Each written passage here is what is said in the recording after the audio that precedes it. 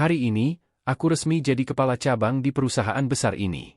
Mulai sekarang, aku nggak butuh lagi istri yang cuma lulusan SMA, nggak bisa tampil elegan, dan nggak bisa bikin aku bangga di depan orang-orang. Mulai hari ini, aku ceraikan kamu, suara tegas Arman menggema di dalam aula kantor, membuat semua mata tertuju padaku.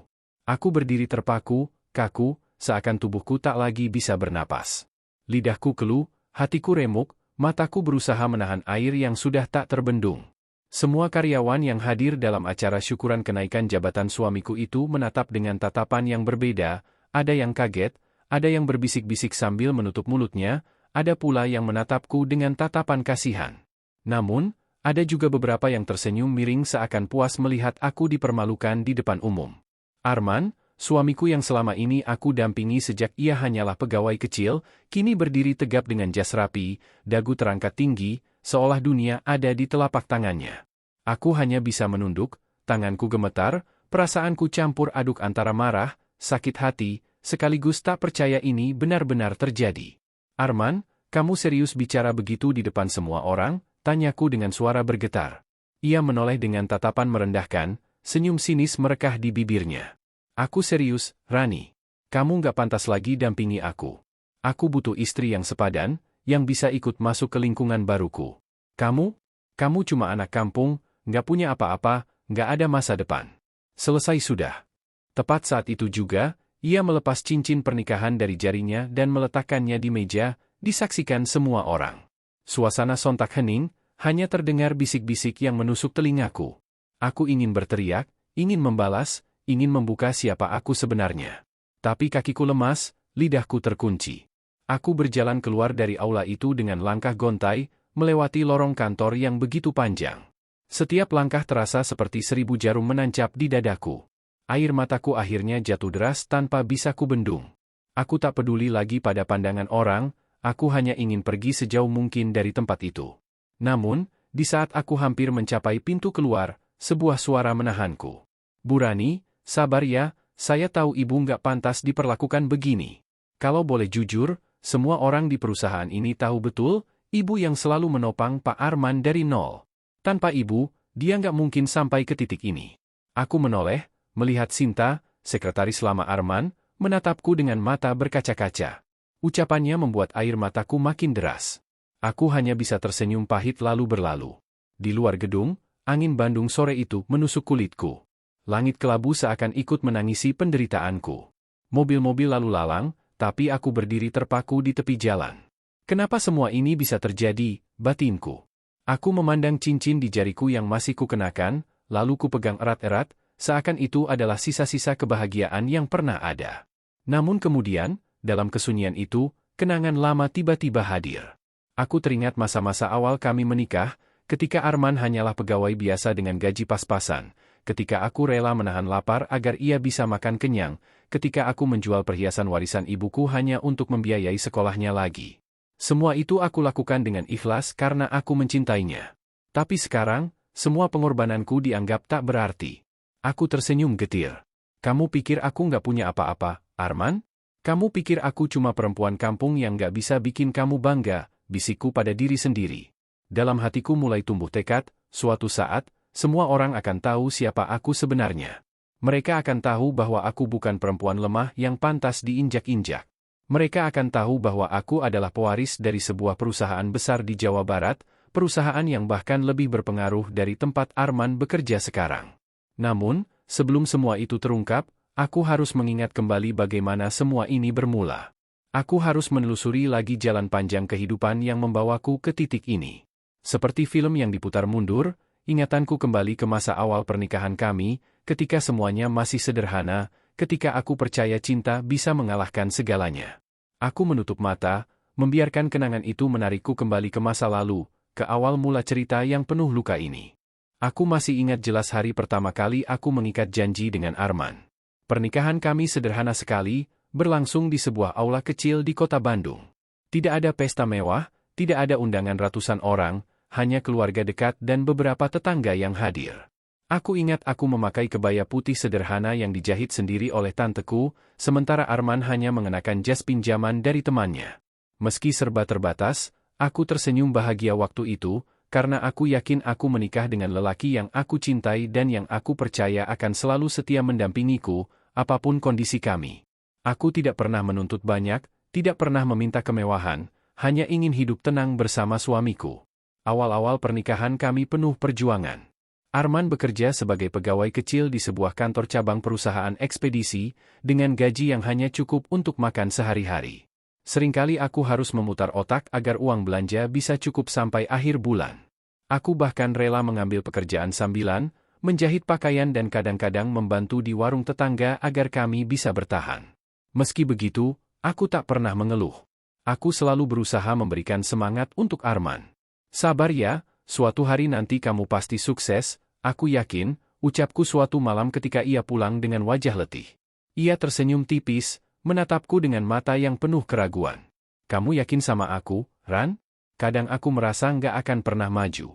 Aku menggenggam tangannya erat. Aku yakin. Asal kamu tetap berusaha, semua pasti ada jalannya. Hari-hari berlalu, aku mulai merasakan bahwa Arman memiliki ambisi besar.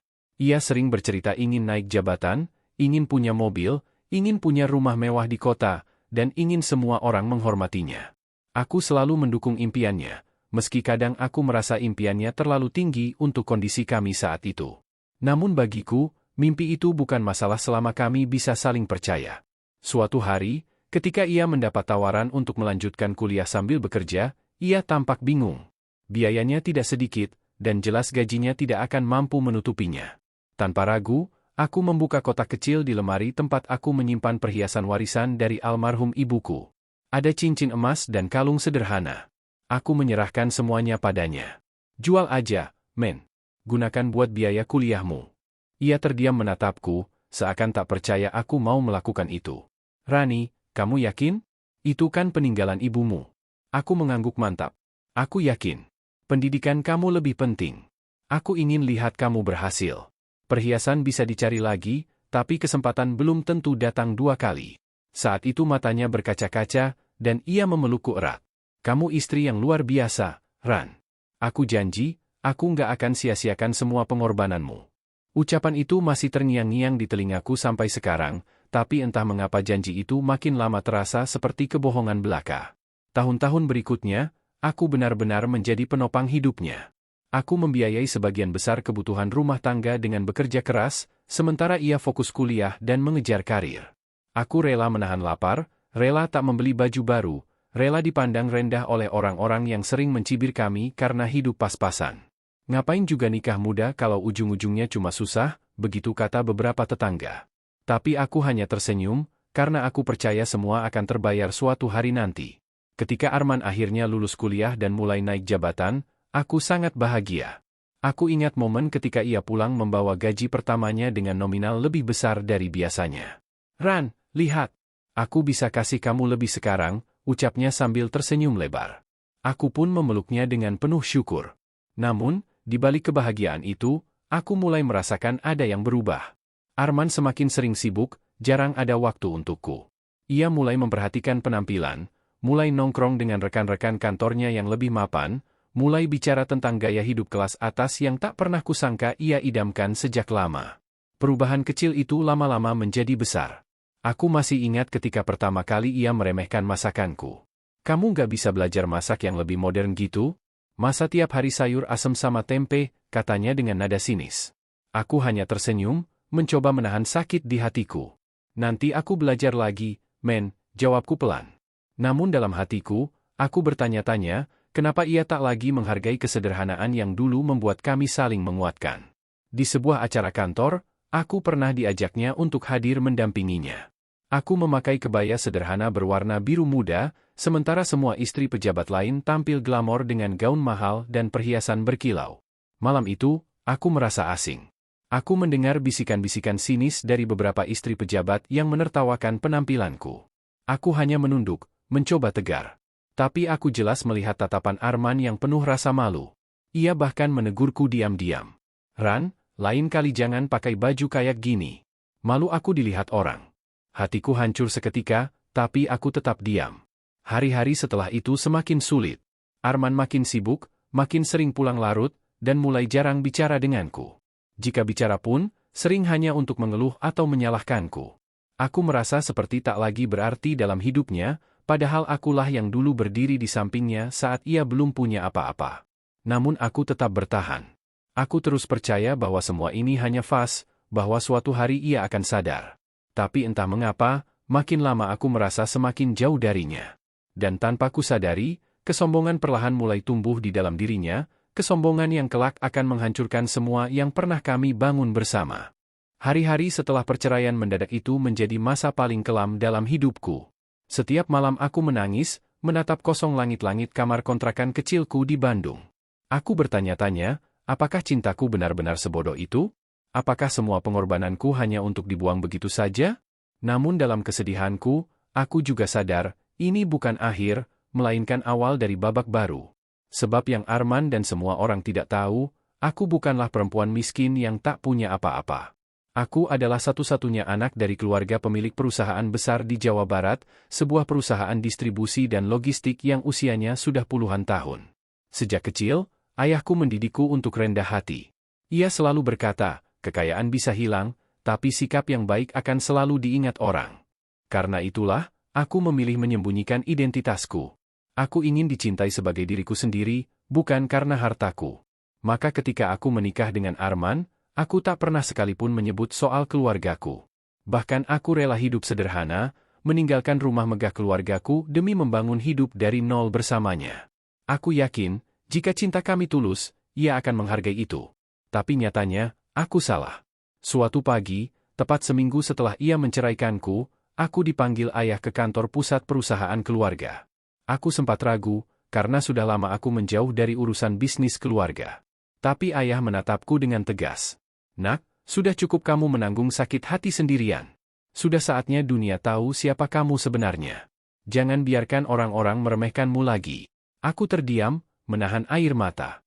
Aku tahu, ini berarti aku harus kembali ke identitas asliku. Aku harus menunjukkan bahwa aku bukan perempuan lemah yang bisa dibuang begitu saja. Beberapa minggu kemudian, perusahaan mengadakan pertemuan besar dengan para mitra bisnis. Aula besar di pusat kota dipenuhi tamu undangan.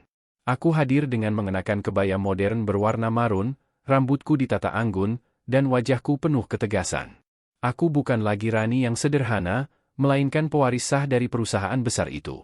Saat aku melangkah ke atas panggung bersama ayahku, semua mata terbelalak. Dan di barisan tamu undangan, aku melihat wajah yang sangat kukenal, Arman, duduk bersama rekan-rekan kantornya. Wajahnya pucat, matanya membelalak tak percaya. Ayahku memperkenalkan, inilah putri saya, Rani, yang akan mulai mengambil peran besar dalam perusahaan keluarga. Tepuk tangan riuh menggema, sementara Arman menunduk, wajahnya memerah menahan malu. Aku menatapnya sekilas, dan untuk pertama kalinya aku melihat kesombongan itu runtuh dari wajahnya. Ia terlihat begitu kecil, begitu rapuh, tidak lagi gagah seperti saat menceraikanku dulu. Setelah acara usai, ia mendekatiku dengan wajah penuh penyesalan. Rani, jadi, kamu selama ini? Suaranya bergetar. Aku menatapnya dingin. Ya, Arman. Aku bukan cuma perempuan kampung yang kamu hina. Aku pewaris dari perusahaan ini. Tapi sayangnya, kamu sudah terlalu sombong untuk melihat siapa aku sebenarnya. Ia berusaha menggenggam tanganku, tapi aku menepisnya. Aku salah, Ran. Aku khilaf. Aku butuh kamu. Aku janji aku nggak akan mengulanginya lagi. Matanya berkaca-kaca, suaranya penuh penyesalan. Tapi hatiku sudah hancur terlalu dalam. Luka itu tak mungkin sembuh hanya dengan kata maaf. Aku menatapnya lama, lalu berkata dengan suara tenang tapi menusuk, Arman, kamu menceraikanku di depan semua orang karena menganggap aku tak pantas untukmu. Sekarang, di depan semua orang juga, aku ingin kamu tahu, kamulah yang tidak pantas untukku. Wajahnya semakin pucat, tubuhnya gemetar. Rekan-rekan kantornya hanya bisa saling pandang, sebagian menunduk malu. Hari itu aku meninggalkannya berdiri sendirian, terpuruk dengan rasa malu yang luar biasa. Aku melangkah pergi dengan kepala tegak, karena aku tahu aku tidak lagi terikat oleh masa lalu yang menyakitkan. Aku bukan lagi Rani yang lemah, tapi Rani yang baru, yang kuat, yang berharga, dan yang tidak bisa diinjak-injak lagi. Kini, setiap kali aku melihat ke belakang, aku sadar bahwa semua pengorbananku memang tidak sia-sia. Bukan karena Arman membalasnya, tapi karena aku belajar untuk lebih menghargai diriku sendiri. Hidup mengajariku bahwa cinta tanpa ketulusan hanyalah jebakan. Dan kadang, kehilangan adalah cara Tuhan menunjukkan bahwa kita layak mendapatkan yang lebih baik. Malam itu, di beranda rumah keluarga di Lembang, aku menatap bintang-bintang dengan hati yang lebih tenang. Aku tahu, perjalanan ini belum selesai. Tapi satu hal pasti, aku tidak lagi takut menghadapi apapun. Karena aku tahu, aku berharga. Dan aku percaya, suatu saat nanti akan ada seseorang yang mencintaiku bukan karena harta, bukan karena status, tapi karena aku, hanya aku.